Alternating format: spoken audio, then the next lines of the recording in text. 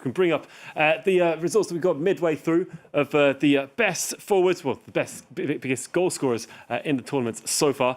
Here we have them then. We've got Brahim Diaz up there with 4 goals, no assists for him.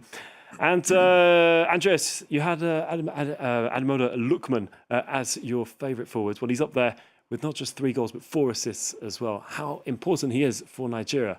And just for the attack, just goes to show what he's got there. And on your side, Tando Pulpina, no surprise, and we're fresh off the game, and clearly looking forward to seeing more goals coming through. But there's just an idea to see. Of course, we've got 2 of them underneath Amad Diallo, Victor Osimhen, tied on 3 goals each, and the top goal scorers there. I'm sure some might just wake up a little bit.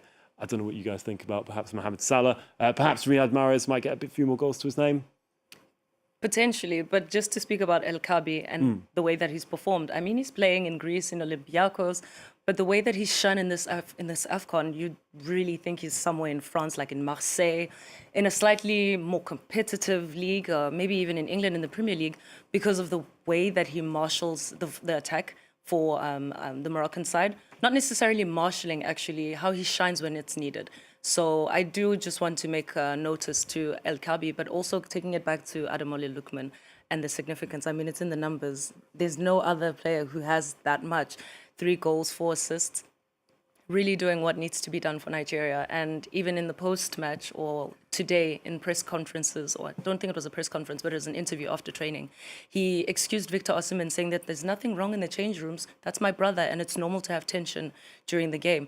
And so just even in his character, that makes him such a standout player. So character on the field, performing, delivery, Ademola Lookman, he's the guy. He's the guy. Yeah. And the other reason I picked Lookman, because he had no form coming into this tournament, really. He's had a terrible season at Atalanta. He was sort of on a mini strike at the start of the season. He wanted to move to Inter Milan. It didn't happen.